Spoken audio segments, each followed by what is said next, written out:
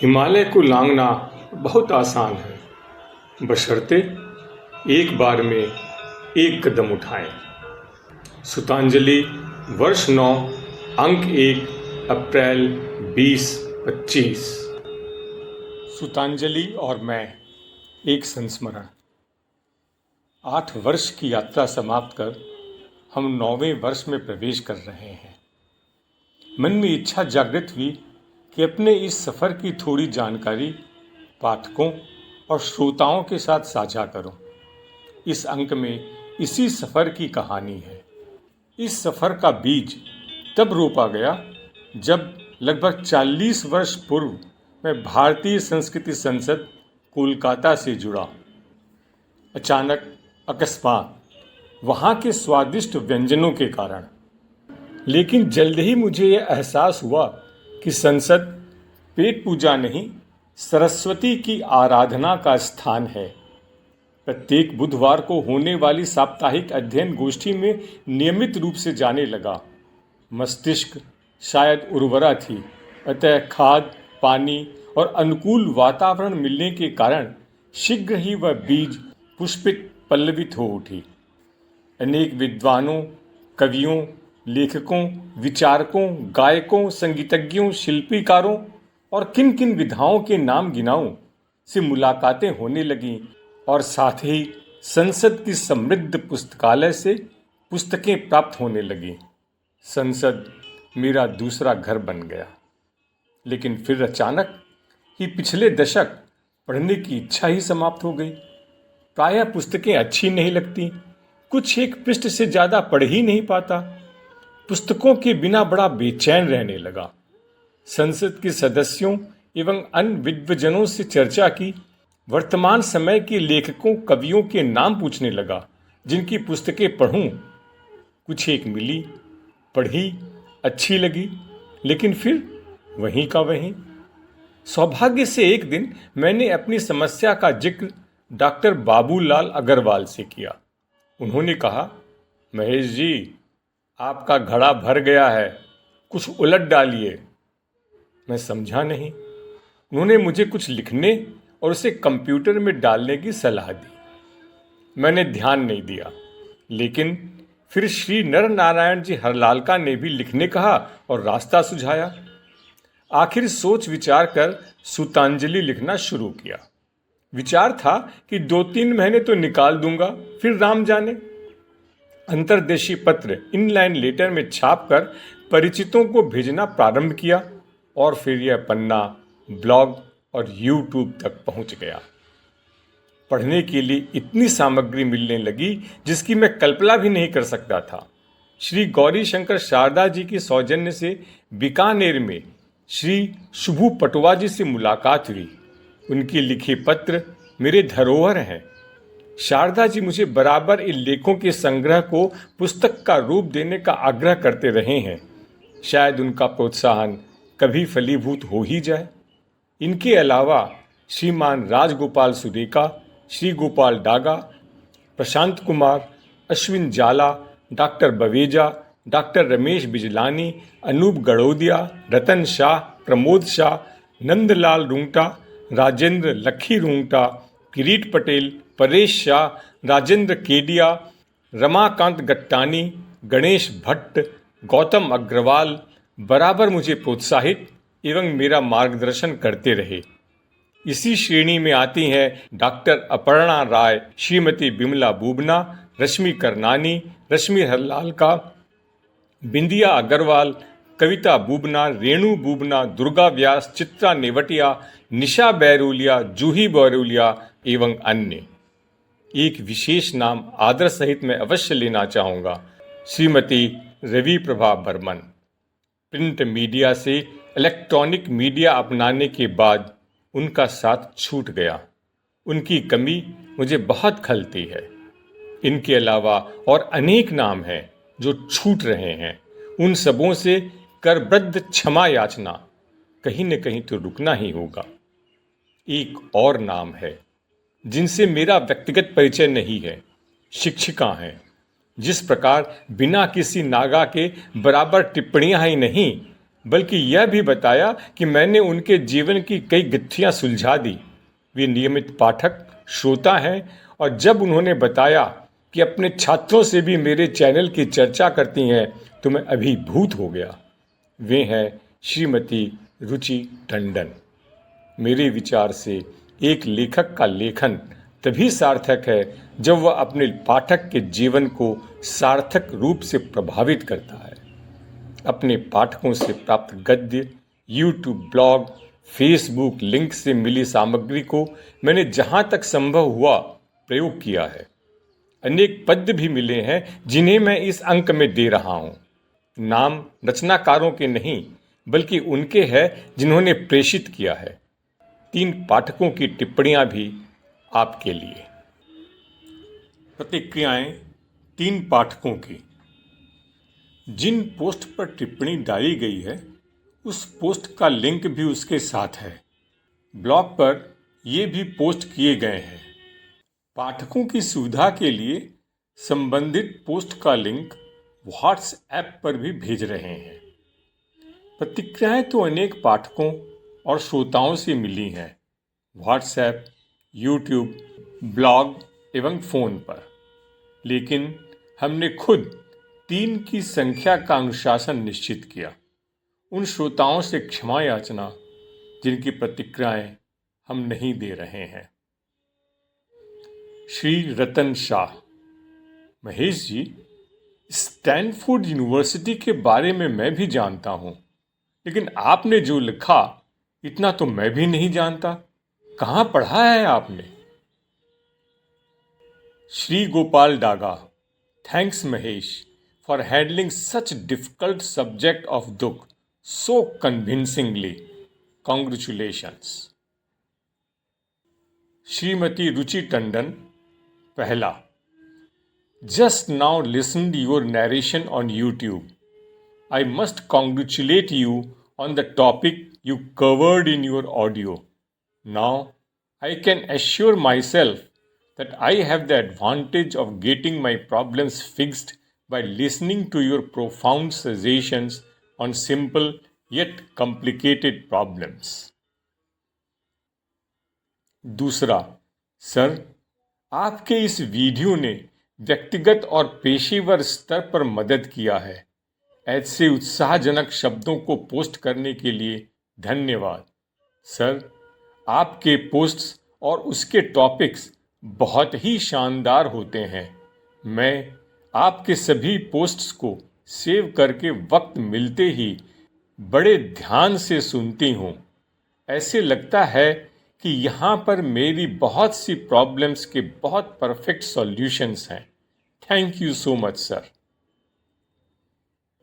Sir, yesterday I had to dictate a class 12 CBSE students about a certain topic, and I tell you sir, I got the great idea to share the content of your post in the assignment.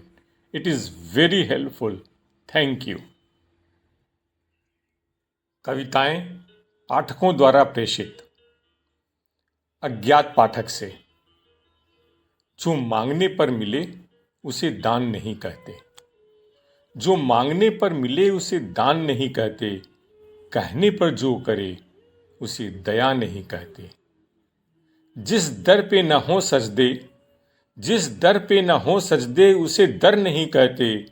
हर दर पर जो झुक जाए, हर दर पर जो झुक जाए उसे sir नहीं कहते। मेरी गफलतों की भी हद नहीं, मेरी गफलतों की भी हद नहीं, तेरी रहमतों की भी हद नहीं। न मेरी खता का शुमार है, न तेरी अता का शुमार है। राम वालों को रहीम से बू आती है, राम वालों को रहीम से बू आती है। इस्लाम वालों को ईश्वर से बू आती है। किसको फुर्सत है करे इंसान की खिदमत, जबकि इंसान को इंसान से बू आती है। वो बात दवा भी कर न सकी, वो बात दवा भी कर न सकी जो बात दुआ से होती है। जब मुर्शिद कामिल मिलता है, मुर्शिद यानी गुरु, कामिल यानी पूर्ण। जब मुर्शिद कामिल मिलता है तो बात खुदा से होती है।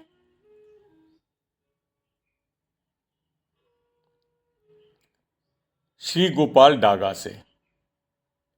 कोई जरूरी तो नहीं कि हर बार शरीर की जांच में हीमोग्लोबिन, कैल्शियम, विटामिन्स या अन्य मिनरल्स ही घटते हों। कभी कभी अपने व्यक्तित्व की भी जांच करके देख लेनी चाहिए। क्या पता दया, करुणा, मानवता, दोस्ती या इंसानियत भी घट रही हो। शब्द शब्द रचे जाते हैं, गढ़े जाते हैं, मढ़े जाते हैं, लिखे जाते हैं, पढ़े जाते हैं, बोले जाते हैं। अंततः शब्द संवरते हैं, शब्द निखरते हैं, हंसाते हैं, मनाते हैं, रुलाते हैं। शब्द मुखर हो जाते हैं, प्रखर हो जाते हैं, मधुर हो जाते हैं। फिर भी शब्द चुभते हैं, बिकते हैं, रूठते हैं, लड़ते हैं, झगड़ते हैं। किंतु शब्द मरते नहीं, थकते नहीं, रुकते नहीं, चुकते नहीं। अतएव शब्दों को मान दें, सम्मान दें, पहचान दें। शब्दों को आत्मसात करें, शब्दों का आविष्कार करें, क्योंकि शब्द अनमोल हैं। जुबा से निकले बोल हैं, शब्दों में धार होती है, शब्दों की महिमा अपार होती है, शब्दों का विशाल भंडार होता है। और सच तो यह है कि शब्दों का अपना एक संसार होता है।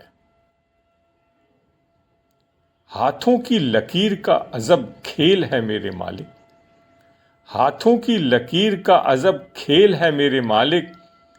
मुट्ठी में हमारी है, काबू में तुम्हारी है।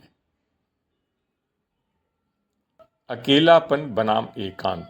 कोविड के दौरान अकेलापन इस संसार में सबसे बड़ी सजा है और एकांत सबसे बड़ा वरदान। ये दो समानार्थी दिखने वाले शब्दों के अर्थ में आकाश पाताल का अंतर है। अकेलेपन में छटपटाहट है, एकांत में आराम। अकेलेपन में घबराहट है, एकांत में शांति। जब तक हमारी नजर बाहर की ओर है तब तक हम अकेलापन महसूस करते हैं। जैसे ही नजर भीतर की ओर मुड़ी तो एकांत अनुभव होने लगता है। ये जीवन और कुछ नहीं, वस्तुतः अकेलेपन से एकांत की ओर एक यात्रा ही है। ऐसी यात्रा जिसमें रास्ता भी हम हैं, राही भी हम हैं और मंजिल भी हम ही हैं। घर में अकेलापन नहीं, अपनापन है, इसका आनंद लीजिए। न इलाज है न दवाई है, न इलाज है न दवाई है। ऐ इश्क तेरे टक्कर की बीमारी आई है। डागा जी ने अमृता प्रीतम की भी एक रचना भेजी है। अपने पूरे होशो हवास में लिख रही हूं आज मैं, अपने पूरे होशो हवास में लिख रही हूं आज मैं। वसीयत अपनी, मेरे मरने के बाद खंगालना मेरा कमरा, टटोलना हर एक चीज। घर भर में बिना ताले के मेरा सामान बिखरा पड़ा है। दे देना मेरे ख्वाब उन तमाम औरतों को जो किचन से बेडरूम तक सिमट गई हैं, अपनी दुनिया में गुम गई हैं। वे भूल चुकी हैं सालों पहले ख्वाब देखना। बांट देना मेरे ठहाके वृद्धाश्रम के उन बूढ़ों में जिनके बच्चे अमेरिका के जगमगाते शहरों में लापता हो गए हैं। टेबल पर देखना कुछ रंग पड़े होंगे, इन रंगों से रंग देना उन बेवा की साड़ी जिसके आदमी के खून से बॉर्डर रंगा हुआ है। तिरंगे में लिपट कर वो कल शाम सो गया है। मेरा मान, मेरी आबरू उस वैश्या के नाम है, बेचती है जिस्म को बेटी को पढ़ाने के लिए। इस देश के एक एक युवक को पकड़कर लगा देना इंजेक्शन मेरे आक्रोश का। पड़ेगी इसकी जरूरत क्रांति के दिन उन्हें। बस बाकी बची मेरी ईर्ष्या, मेरा लालच, मेरा क्रोध, मेरा झूठ, मेरा स्वार्थ, तो ऐसा करना, उन्हें मेरे संग ही जला देना।